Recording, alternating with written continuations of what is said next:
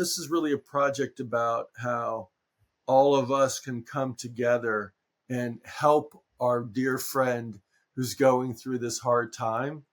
And it really turned out to be the other way around. It was, he knew, he wasn't afraid of dying. He wasn't. I mean, of course, to some degree, but it was really much more a story about him helping everyone else around him, all of his loved ones, come to terms with it before, like it's the whole idea of like preparing ahead of time, like for mortality. I've always said, as a thanatologist, the hardest thing about dying is watching someone you love die, because they have to continue on with life. Yes. And to me, that was the gift that Jack gave, that he allowed those he loved most to start that bereavement process before he left. Welcome to the Digital Legacy Podcast, where we talk about death and dying in the digital age. If you ever asked, how do I protect myself and those I love if something unexpected happened to me? You're in the right place. I'm your host, Nikki Weiss, and together we'll explore how to protect yourself in a world where both your physical and digital legacy leave a lasting impact. Well, we're here with Bradley Berman, and I'm so excited. Bradley, you and I met a few months ago when I was launching my final playbook, the system where we're just trying to get people to talk about the conversation around death and dying. And while I was researching, I found Jack Has a Plan. Seeing the previews and the trailer of Jack Has a Plan, it just realized that was the link for me. That was realizing that there are people out there that are thinking about this and putting together a plan. Right. And what was it for you? Talk a little bit about Jack and your connection with him and the project. Sure. Well, thanks a lot, Nikki, for inviting me to the podcast. I knew Jack for 25 years. I knew him for so long, and he was just a part of my life. It's not like we had a long friendship, that dates back like well before the start of this project. This is, a lot of times a documentary filmmaker will have to build rapport with a subject. But this was a personal story about my very close personal friend. So those boundaries and barriers were not there. And from the very beginning, meeting him, I met him just a few months after his first surgery, right? It was still very fresh. This was 92 or so, 90. So he was in his early 30s, and he was just very, even at that moment, I mean, this is like the early 90s, he was very open and talking about it.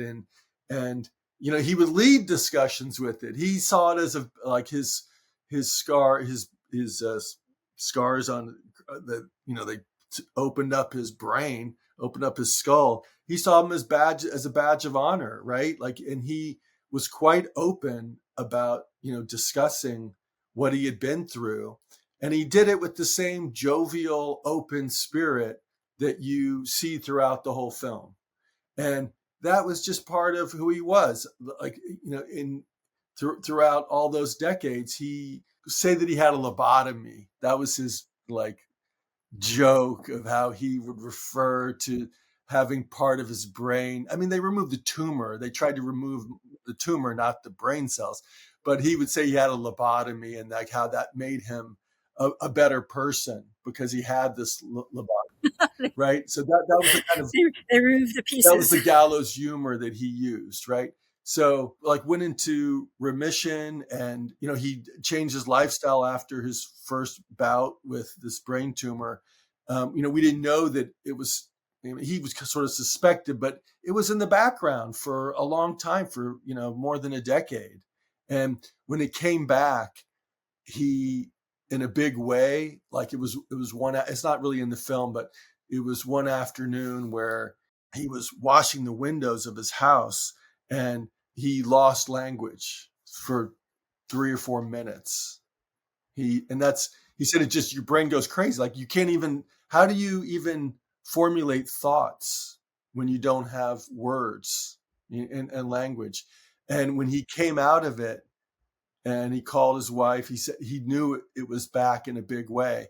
And even from then, he was already talking about wanting to share this story, like this amazing thing of being given 6 months to live, and then it's 20 years later, and what it was like to go through all that and live through, having this presence, this sense of mortality, this sense of diminished capacity, what it was like for that, and how he was going to chart the course going forward. And to be able to do it in a digitized way. I mean, if that final diagnosis actually happened back in the 90s, he might not have been able, or you as a team might not have been able to document it as detailed as you had in the current version of Jack Has a Plan, which, by the way, let's go ahead and show the clip so people can really understand what we're talking about.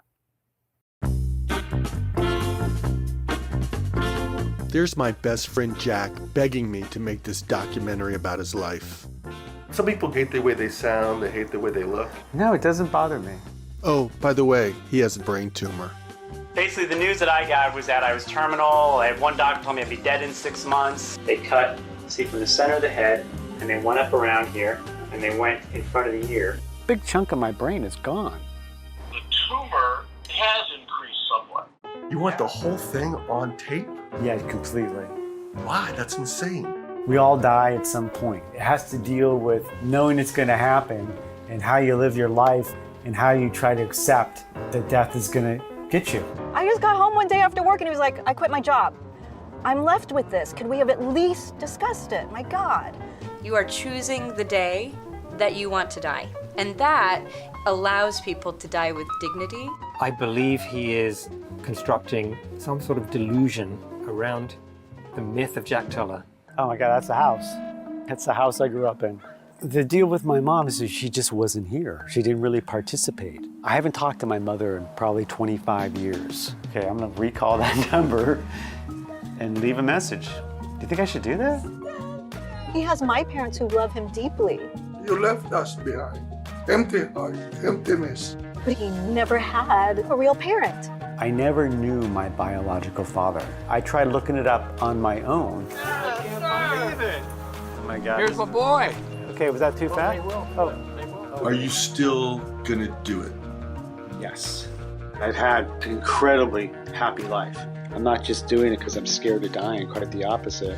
Jack is creating his ultimate performance piece, which is leading up to his ultimate demise. You gotta be scared, right? Okay, I'm scared. You know, I'm here, my whole theory, you gotta do it, gotta do it, gotta do it.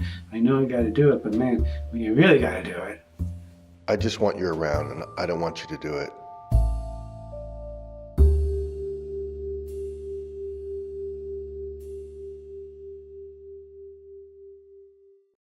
So Bradley, based on the clip that we just saw, which The trailer, my right. heart, the trailer, right?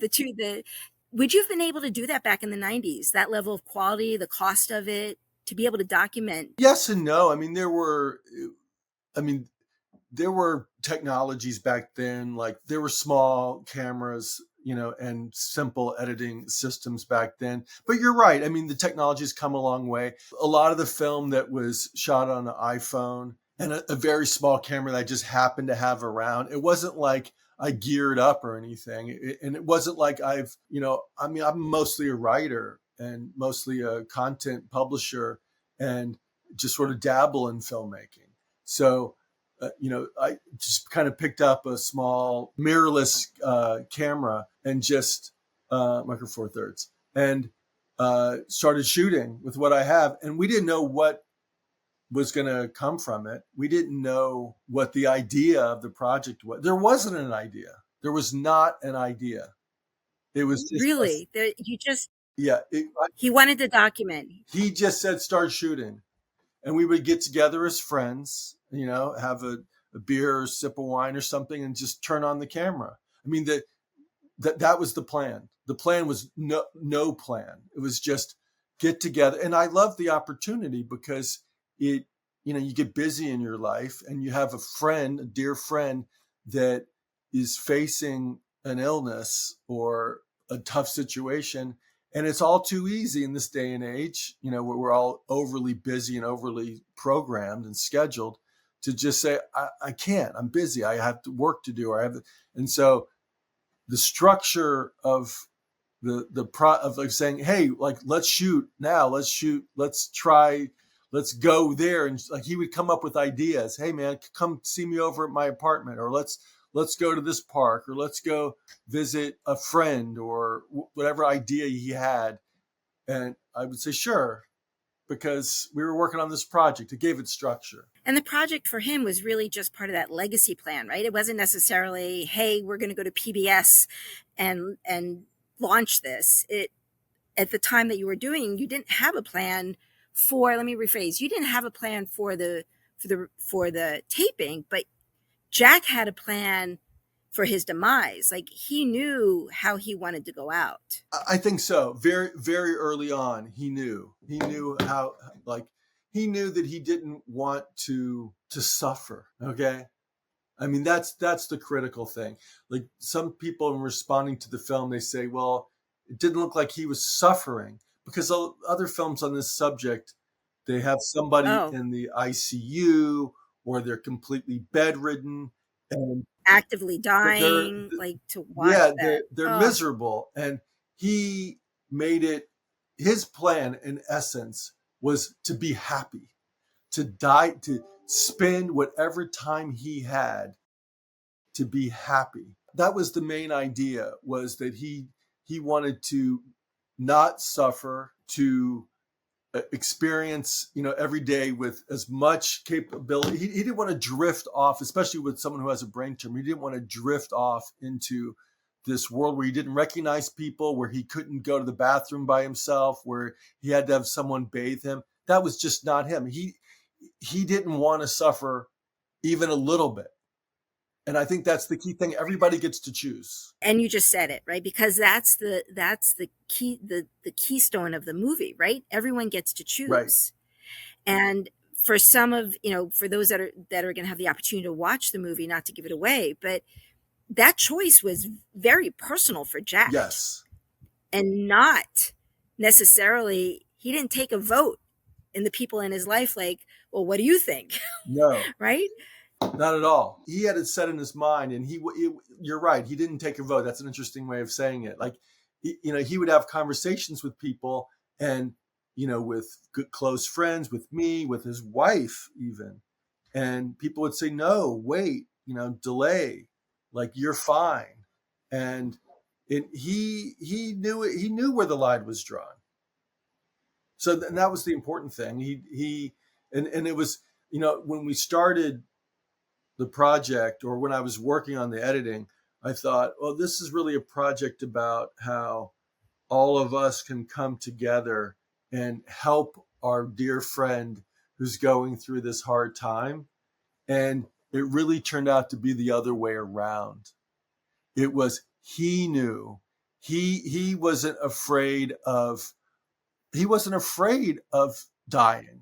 He wasn't. I mean, of course, to some degree, but it was really much more a story about him helping everyone else around him, all of his loved ones, come to terms with it before, like, it's the whole idea of, like, preparing ahead of time, like, for mortality.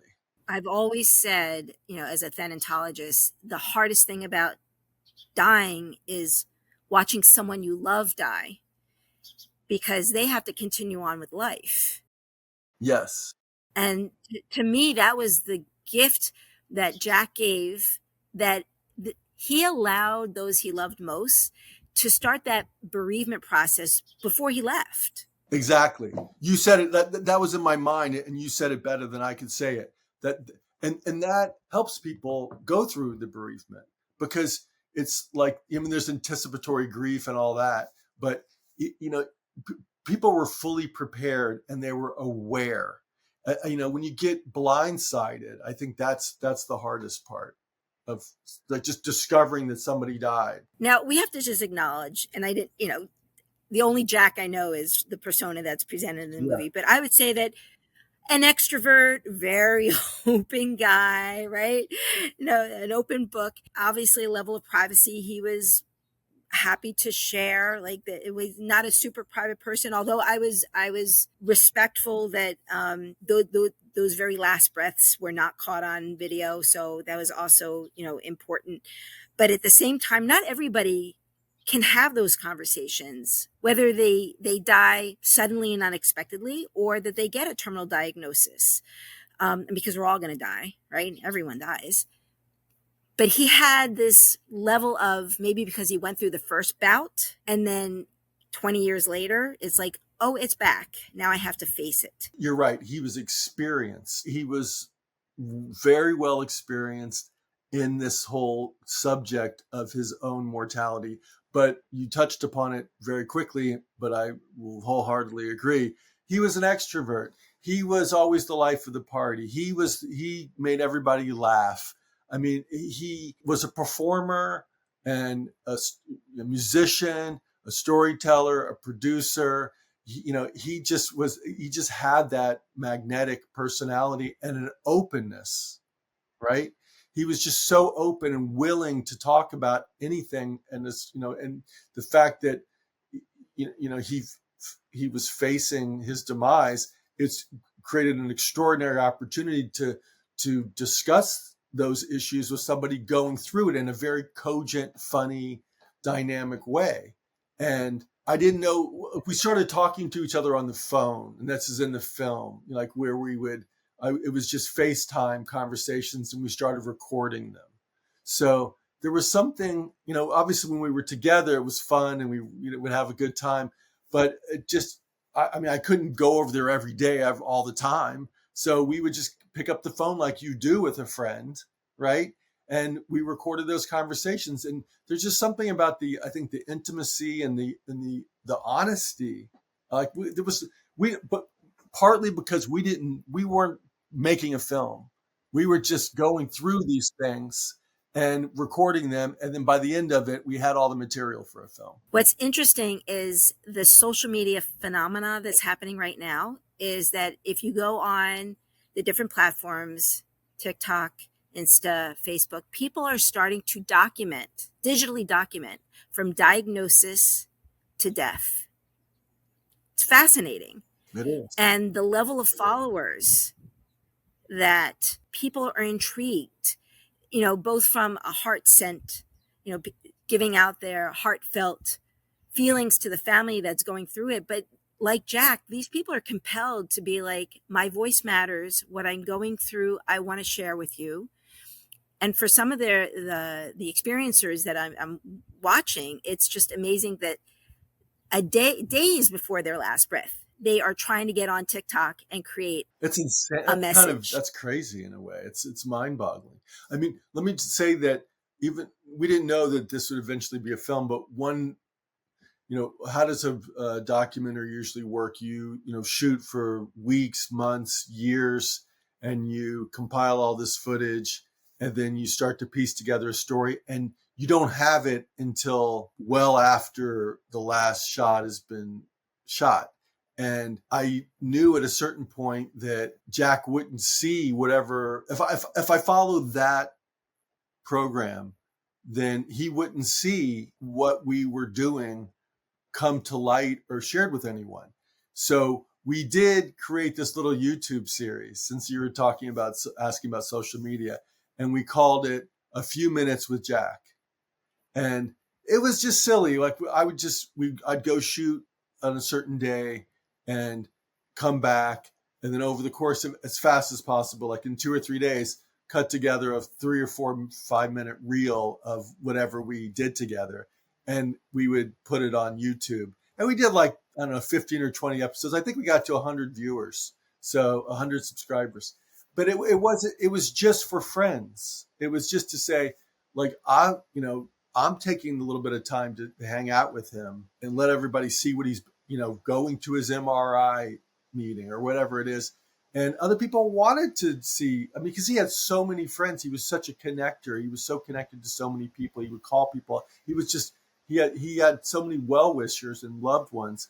And so we would put it on YouTube, and people loved it because even if it was only 30 or 40 people, they got to spend a few minutes with Jack. Again, I mean, he's so special in so many ways, willing to share his journey, that he had a friend like you that had the technical skills to be able to capture it and then to be able to put it together in a movie that now thousands, if not millions of people can go ahead and take the lessons that Jack, shared with us. And again, not to create a spoiler alert, but the twists and turns within the movie was so real and so heart-wrenching at times, but because there was no script, it wasn't planned.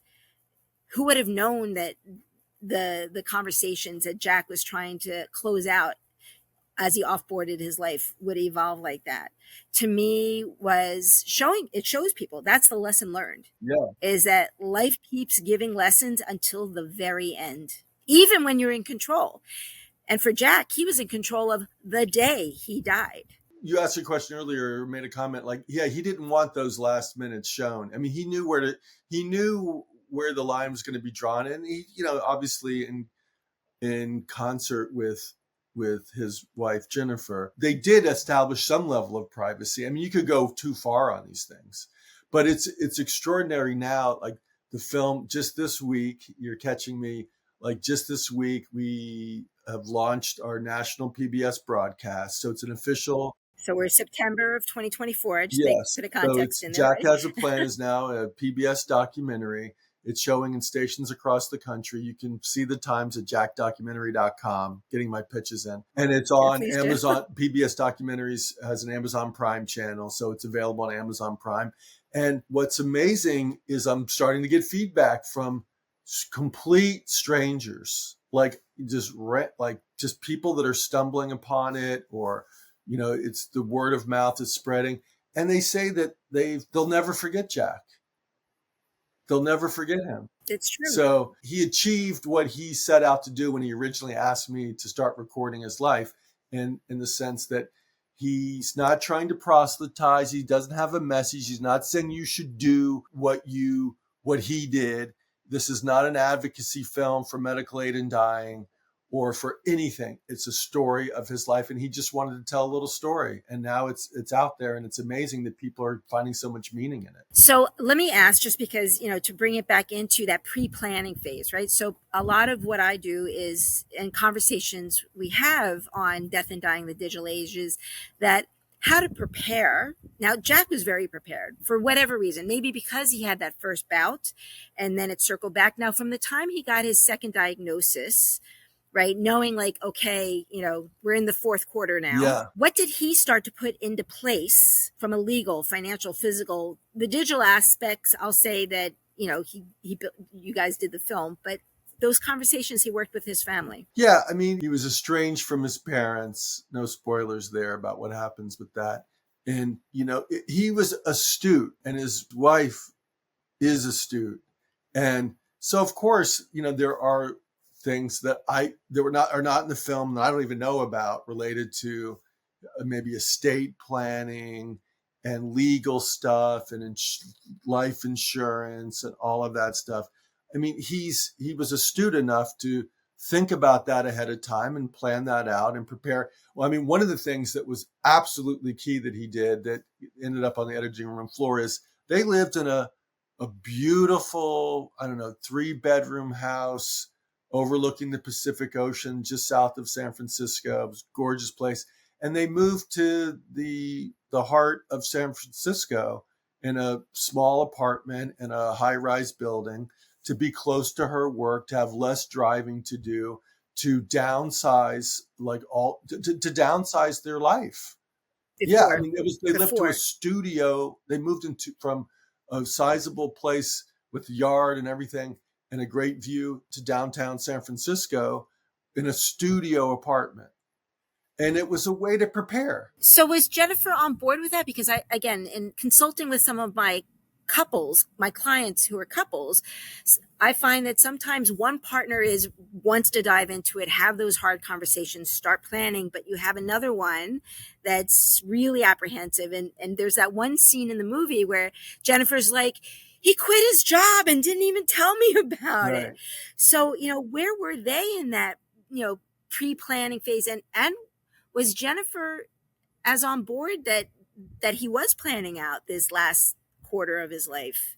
She might not have been on board, like to her credit, even if she didn't want to do that for her life, she knew where he was in his life, and they compromised and they figured out a way to make it work, even if it was not. I mean, he was prescient in the sense that it worked out according to his plan. He kind of got what he wanted. Like, that's so Jack too. Like, without being overbearing, and I mean, he was kind of stubborn in a sense, but without being macho or something, he was resolute. He knew that was the smart thing to do.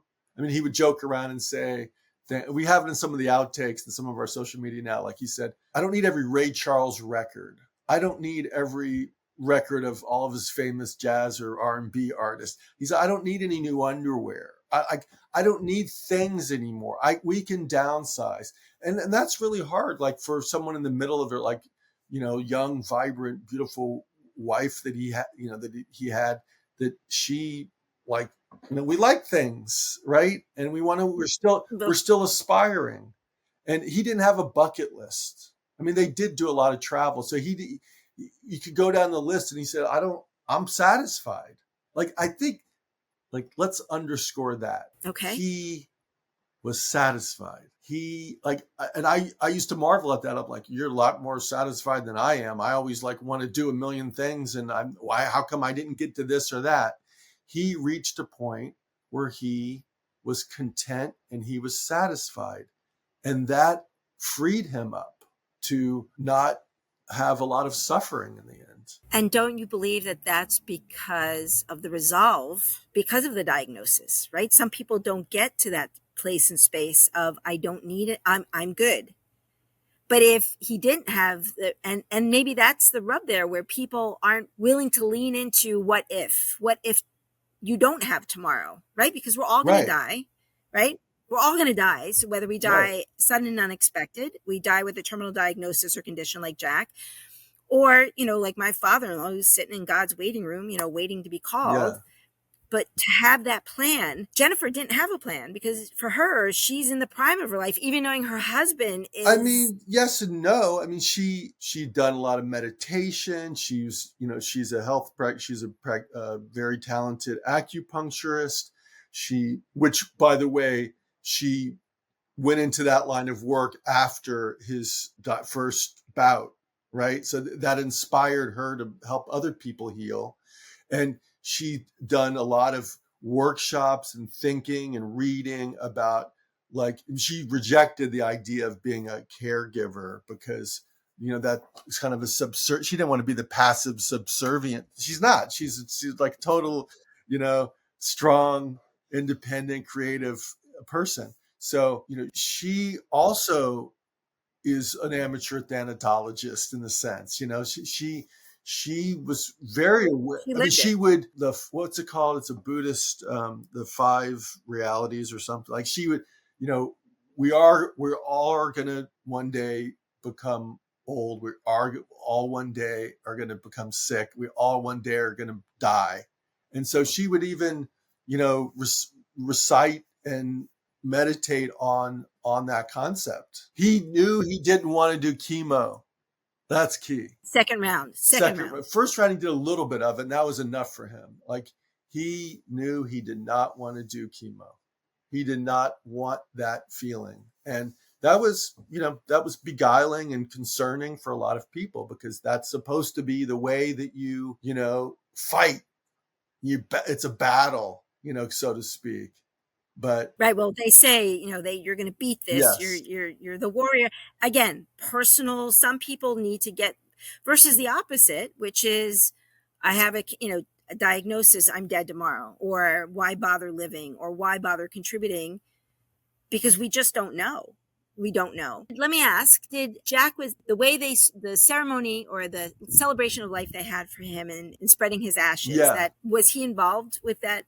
development? I think so. Planning? Yeah, I think that they knew that where they wanted to do it. It was a spot where I should know off the top of my head the name of that park, but it was a park overlooking the ocean, the Pacific Ocean in San Francisco, where they could, from that vantage point, they could see their whole life. Basically, you could look to the north and see the different neighborhoods in a distance where they had lived. You could look to the south to see that house in not Pacifica, but Daly City to the south where they had lived over they could, before he passed, they went up there and they said, this is the spot. And, Wow. and in the end, we each got, it's depicted in the movie, we I each saw got like in the movie. file, Yeah. we each got a little piece of him. Like I still have mine. I could grab it off the shelf right behind me, or you could spread it right there. But just a little, to me, that was just a beautiful ceremony because everyone had just like this little piece of him. It was so egalitarian and community oriented, to each, like, as opposed to just going up and looking at a body or, having all the ashes in one big urn that is off somewhere where, keep it away from me, not to let everybody. The museum. It was clear, Just it was like a clear bottle. You could see the little pieces and a little sticker with his smiling face. So it was just so many things. It was Jack. I mean, and again, personal. It was Jack. Some people, the fact that he had the whereabouts to think all those details through was the gift that he left behind. Yeah, I think that it was organic. It was, I mean, I don't want to leave the impression that he wrote a script, that like it was, yes, it was thoughtful and considered ahead of time. But a lot of it was just like, the whole notion of how you live, how you die is how you live, and back and forth. I mean, they just made good choices. I mean, they considered it. They had their heart in the right place. It was all about gratitude, about showing love, about connecting with people, about making sure people were comfortable over time. Even if they didn't agree, at least they understood the decisions that he gave them time, and so therefore the decisions kind of just all fell into place. And that's how it worked with the movie. Like, again, that's a beautiful thing. It doesn't happen that often in life, where you kind of get into a flow and you allow things to happen. And they're so much more beautiful than if you had wrangled. You could ever imagine. Yeah. I heard death is like that too. The actual, with people who've experienced near-death experiencers, they've actually said that when they've gone to the other side, it's an experience words can't put to it. Yep. So to bring that back to this realm and recreate that unfolding so people can remember. And, just to close out this conversation, one piece I found I wanted to just take a moment is for a lot of couples that are going through the loss of one or the other, having that conversation about how do you continue to live your life without me in it, honor the life we've lived together as a couple, but still I bless you in whatever that word is. Where were Jack and Jennifer there? Where did their conversation, because she is remarried now and has moved on with her life. Jack passed away what year? 2019. It was 5 years ago at the end of last month. Right. So he's honored and yet she's moved on. Was that a conversation they had beforehand? Because I know for a lot of couples, the bereavement part, the grief part is because they haven't had that conversation beforehand. They're so into, especially if there's a diagnosis, they're so into the fight. They're so into, I don't want to talk about my death because then I'm giving up. Jack, obviously. I think she was a little bit younger than he was. And he knew that he wanted her to have a whole nother phase of her life after he passed. They met when she was in her early 20s. And, they were together 25 years. So, or even longer. And so, that was a lot of, she sacrificed a lot, I mean, that's probably not the right word, sacrifice, but I mean, she had Choices. to deal with his illness and his disability for a long time. And so I think he did want to give that to her in a sense. I mean, we can debate like how much that figured into his decision to use medical aid in dying, but it didn't matter. Like he loved her so much, and he wanted, he didn't want to be a burden. I mean, he said that openly in the film. Like he did not want to be.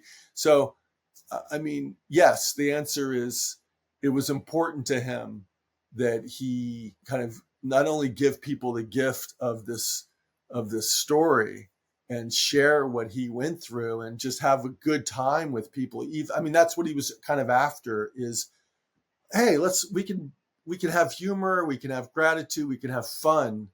And even in the harshest, most difficult times, and even in the times where we're facing our demise. And in that same spirit, he wanted her to go on afterwards. And I mean, it is difficult now, especially now that we're, have these national broadcasts and stuff to be, she has moved on. I mean, of course, there's still, all kinds of lingering things, I'm sure, and memories, but now the freshness of everything that they went through is now being shared with so many people that it's surreal. And at the same time, people are finding, like I said before, people are finding so much meaning in it that it's wonderful that he had this idea and then he decided to create this story with me. And to be so open. Death, Dying in the Digital Age. Bradley, we want to bring lessons learned. So as a friend, as a director, and now, promoting the movie out there as Jack's legacy, what do you want people to take away, not just from the movie, but our conversation today? I mean, it's pretty simple in the sense that it's a good story. I just want people to meet Jack and see, experience a little bit about what it was like for him and how he dealt with it with such, just such a calmness and a thoughtful and a goofiness, like it's okay to laugh. It's okay to have these conversations. It's okay for people to disagree with you about how you approach it if you know what you want, right? So it's the sum total of all those things that get wrapped in a story. And at the same time, it's fine to be confused by it, and it's you can have more than one thought in your head and feeling in your head at the same time. And, I just want people to watch it and see what they experience, see how they respond. So Bradley, thank you so much for joining. I appreciate your time and your gifts. Thank you so much for having me on the podcast. Thank you for listening to the Digital Legacy Podcast, where we talk about death and dying in the digital age. I hope this conversation inspired you to take control and plan for the inevitable to protect yourself and those you leave behind. Don't forget to subscribe to our newsletter at digitallegacypodcast.com. Remember, life is full of surprises. What happens after you die shouldn't be. So keep your passwords safe and your playbook up to date.